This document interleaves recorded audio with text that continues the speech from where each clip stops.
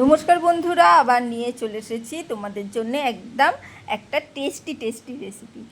একদম দোকানের নয়, বাড়িতে এই টেস্টি রেসিপি বানিয়ে নেওয়া যাবে। হ্যাঁ, একদম দেখেছো কি দারুণ দেখতে, যেমন দেখতে সুন্দর হয়েছে সেই রকম খেতেও অসাধারণ। একদম সহজভাবে দেখিয়ে দেবো তোমাদের কিভাবে কি করবে, আর তোমরাও পারবে। এতটাই সহজ, খুব সহজ। আর দেখতে তো দেখতেই পাচ্ছ কি ঘরে থাকা দারুণ উপকরণ দিয়ে হয়েছে। যেহেতু হচ্ছে, যে কোনো তাই বাচ্চাও কোনো কিন্তু ঝামেলা বানিয়ে নেই। নিতে চলো পারবে। কিভাবে বাড়িতে থাকা করছি ছোট সেইগুলো বাচ্চা দেখাবো। হোক, আর বয়স্ক লোক হোক, এখন যেহেতু বুড়ো, আমের সিজন, যাই তাই হোক, আম দিয়ে বড়রাও করেছি, কিন্তু সেইটুকুনি তো সবাই বুঝতেই আনন্দ পারছো। করে খাবে। কিন্তু এতটাই কিভাবে করেছি সেই সব কিন্তু দেখতে তোমাদের সুন্দর সাথে আর শেয়ার খেতে করব। সত্যিকারের নতুন পুরনো টেস্টি। সব বন্ধুদের আর বলছি লাইক দিয়ে শুরু করে দিও, লাইকটা দিয়ে শুরু করো। আস্তে আস্তে দেখে নিও কিভাবে কি বানিয়েছি, আর তোমরাও কিভাবে বানাবে। এত প্রথমেই আমরা এখানে 500 লিটার দুধ বসিয়ে দিয়েছি। চলো ওখানে দুধটা একটু গরম করে নিই। আর এইখানে আম নিয়ে নিয়েছি 1 বাটি। আমটা কেটে নিয়েছি, সেটাকে মিক্সির বাটিতে পেস্ট করে নেবো একদম। আর পরিমাণ মতন চিনি দিচ্ছি। আম তো খুব মিষ্টি, তাই ছোটো বাটিরই হাফ বাটি মতন চিনি আমি কিন্তু নিয়েছি। এখানে আমগুলো মানে কেটে নিয়েছি, আটি থেকে ভালো করে চেঁচে পুচে বের করে নিয়ে পেস্টটা করছি। এখানে আমের রসেই পেস্ট হচ্ছে, এখানে কোনো জল কিন্তু আমি ব্যবহার করিনি। তারপরে পেস্টটা করে এইখানে আমি ছাঁকনিতে ছেঁকে নিচ্ছি। একটু ছেঁকে নেবে, তাহলে কি হবে, আমের যে ভেতরে সুতো বা দানা সুতো মতন থাকে সেইগুলো মানে ছাঁকনিতে আটকে যাবে, আর জিনিসটা খুব সুন্দর হবে। আর এইটা কিন্তু অনেক দিন রেখে দেয়া যাবে, অনেক দিন রেখে কিন্তু খেতে পারবে, কোনো অসুবিধে নেই। ফ্রিজে রেখে কিন্তু ঠান্ডা ঠান্ডা বেশ খেতে পারবে, সেই জন্যে নির্দ্বিধায় কিন্তু করতে পারো। এখানে ছাঁকনিতে কিন্তু আমের পাল্পটাকে ভালো করে ছেঁকে নিতে হবে সুন্দর করে। দেখো আমি ভালো করে কিন্তু পাল্পটা বের করে নিয়েছি, একদম মানে কিছুই সেইভাবে ওপরে ছাঁকনিতে কিছুই নেই। আর এইখানে আমি দিয়ে দিচ্ছি আগার আগার পাউডার 1 চামচ মতন, একদম আগার আগার পাউডার কিন্তু আমি দিয়ে দেবো। আর এখন কিন্তু আমটা ঠান্ডা, কোনো কিছু গরম করিনি। এই আগার আগার পাউডার কিন্তু সবসময় ঠান্ডা জিনিসে দিতে হয়, কোনো গরম জিনিসে কিন্তু মানে দিলে হয় না। এই আগার আগার পাউডারটা ভালো করে এই আমের পাল্পের সাথে খুব ভালো করে মিশিয়ে নিতে হবে। আর তোমাদের যদি মনে হয় জল দিতে হবে, তাইলে জল দিও, কিন্তু আমের যেটুকুনি রস রয়েছে সেটুকুনি বের করে নিয়েছি, তাই আমার জলের প্রয়োজন হয়নি। আর চিনি থেকে চিনি যেহেতু মানে মিক্স করা হয়েছে, তাই সে থেকেও একটুকুনি জল কাটবে, তাই আমার মনে হয় না জলটা দেওয়ার প্রয়োজন আছে। খুব ভালো করে দেখো চামচের সাহায্যে ভালো করে মিশিয়ে নিচ্ছি আগার আগার পাউডারটাকে, ভালো করে স্মুথ করে মিশিয়ে নিতে হবে, কোনো জায়গায় যেন ডেলা না থাকে। তাই খুব ভালো করে সুন্দর করে ভালো করে ঘেটে ঘেটে মিশিয়ে নিতে হবে। আর এত সুন্দর হয় খেতে, খুব বেশি মিষ্টি না, আবার মানে দেখতে তো একদম অপূর্ব, দেখে তো মনে হবে খাবে না সাজিয়ে রাখবে, এটা তো সব থেকে বড় কথা দেখে। আর এতটাই সহজ, মানে এতই সহজ, আমার মনে হয় না মানে যে কেউই বানাতে পারবে, মানে একটা ছোট বাচ্চাও কিন্তু খুব সুন্দর করে বানিয়ে নিতে পারবে ভালো করে দেখে নিলে। দেখো ভালো করে বেশ সুন্দর করে মিশিয়ে নিয়েছি, বুঝতে পারছো তো? বেশ সময় ধরে একটুকুনি ঘেটে নিলাম, যে কোনো জিনিসই পাউডার জিনিস একটু মেশাতে একটু সময় লাগে, জানো তো, একটু এদিক থেকে ওদিক হলেই কিন্তু মানে ডেলা পেকে যেতে পারে, তাই একটু ভালো করে চামচের সাহায্যে নেড়ে চেড়ে মিশিয়ে নিতে হবে। মিশিয়ে নিয়ে এবারে আমি কিন্তু গ্যাসের ওপর বসিয়ে দেবো। গ্যাসের ওপর বসিয়ে ভালো করে একটু গরম করে নিয়েছি, ওই 2 মিনিট মতো নাড়াচাড়া করলেই কিন্তু হয়ে যায়, বেশিক্ষণ লাগবে না।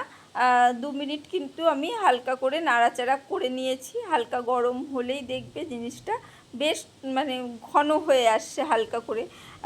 তাই বেশিক্ষণ সময় দিলে কিন্তু হবে না, বেশি অনেকক্ষণ মানে জোর আছে যে জাল দিতে হবে সেই রকম নয়।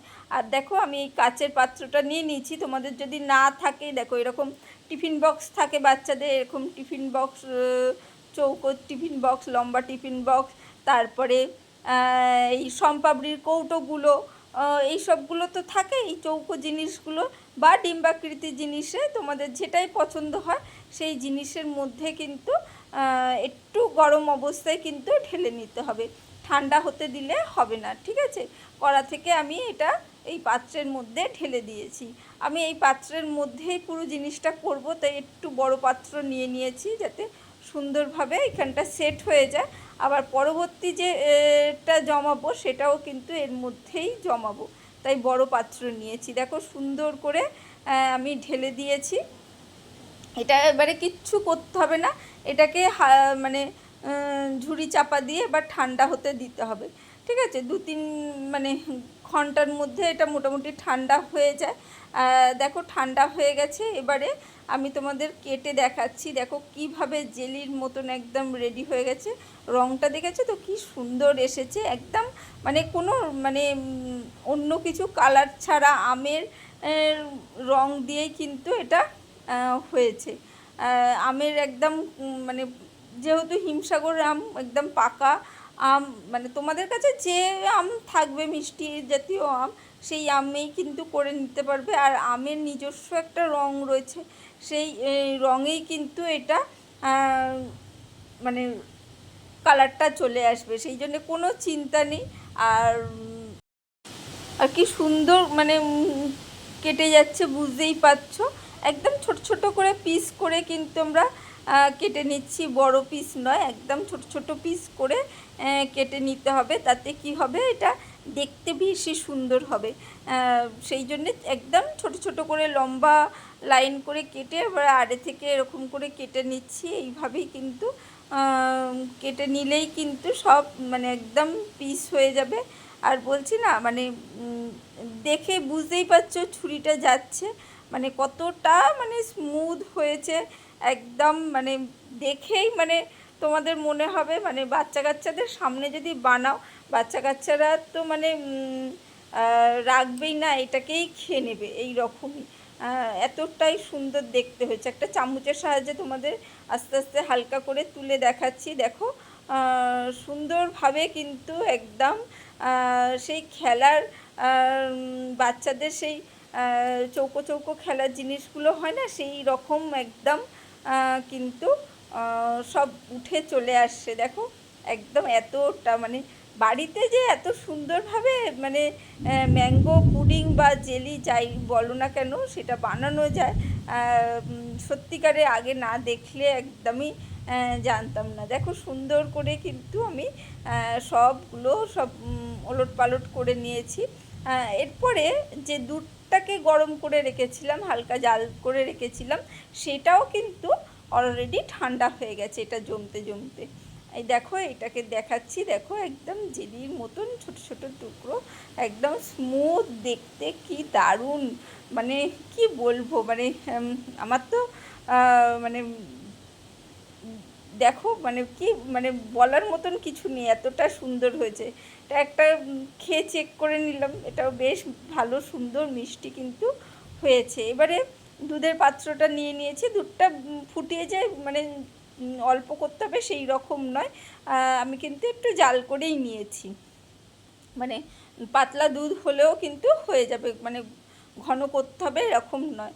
দুধের মধ্যে পরিমাণ মতন চিনি দিয়ে দিয়েছি, দুধটা যতটা মিষ্টির দরকার সেই পরিমাণ মতন তোমরা যেরকম মিষ্টি খাও সেই রকম মানে চিনি ব্যবহার করবে। আর এর মধ্যেও কিন্তু আবারও 1 চামচ আগার আগার পাউডার দিয়ে দিচ্ছি। এবারে এই ঠান্ডা দুধের মধ্যে আগার আগার পাউডার দিয়ে সুন্দর করে হালকা করে নাড়াচাড়া করে মিশিয়ে নিতে হবে, ভালো করে কিন্তু মিশিয়ে নেবো। দেখো সুন্দর করে।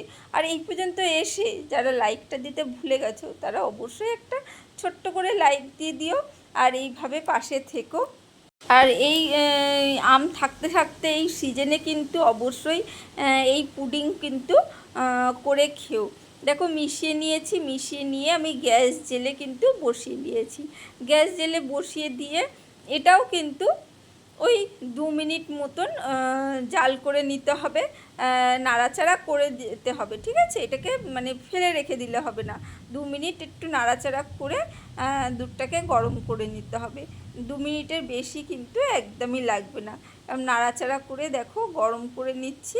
আর এখনও পাতলা রয়েছে, কিন্তু মানে জাল করতে করতে 2 মিনিটের মধ্যেই কিন্তু এটা একদম মানে দেখলে বুঝতে পারবে একটু ঘন হয়ে এসেছে। তখনই কিন্তু এটাকে নামিয়ে কিন্তু কি করছি সেটা দেখাবো। অবশ্যই এই আম থাকতে থাকতে কিন্তু এই রেসিপিটা করো, আর রেখে দিতে পারবে। বাচ্চারা কিন্তু যখন ইচ্ছা হবে একটা একটা করে ঠান্ডা ঠান্ডা এই পুডিং কিন্তু বের করবে আর খেয়ে নিতে পারবে। আর ঘরে তৈরি যেহেতু আম দিয়ে দুধ দিয়ে একদম কিন্তু হেলদি, কোনো চিন্তা নেই, বাচ্চারা কিন্তু খুব আনন্দ করে খাবে। দুধটা দেখো হালকা হালকা আস্তে আস্তে নাড়াচাড়া করে, বুঝতে পারছো নাড়াচাড়ার পদ্ধতি দেখে হালকা হালকা করে কিন্তু ঘন হয়ে আসছে। ওই যে বললাম 2 মিনিট, একদম ঘড়ি ধরে 2 মিনিট কিন্তু জাল দিলেই কিন্তু হয়ে যাবে। চলো এবার গ্যাস থেকে নামিয়ে একটু গরম গরম অবস্থায় কিন্তু আমি এই আমের ওপরে কিন্তু দেখো ঢেলে দিচ্ছি। দেখো সুন্দরভাবে পুরো দুধটা, ওই হাফ লিটার যে দুধ ছিল সেই দুধটা কিন্তু আমি দিয়ে দিয়েছি।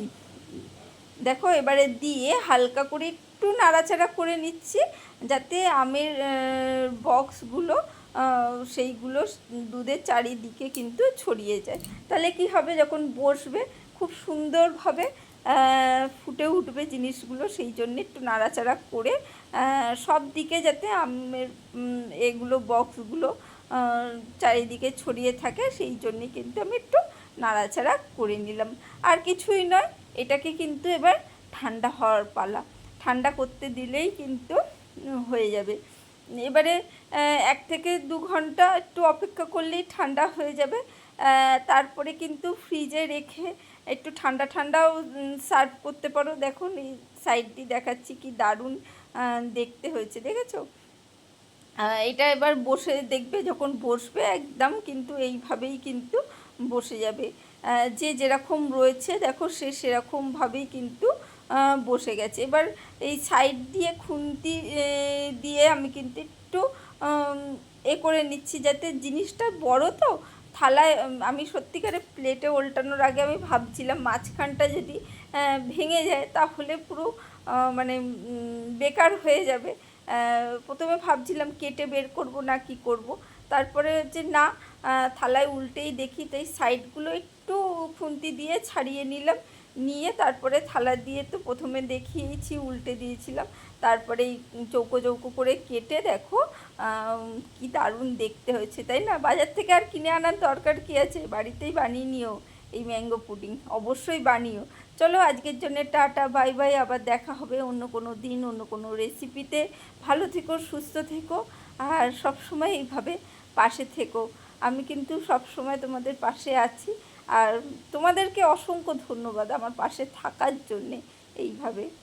চলো আজকের জন্য বাই বাই, টাটা।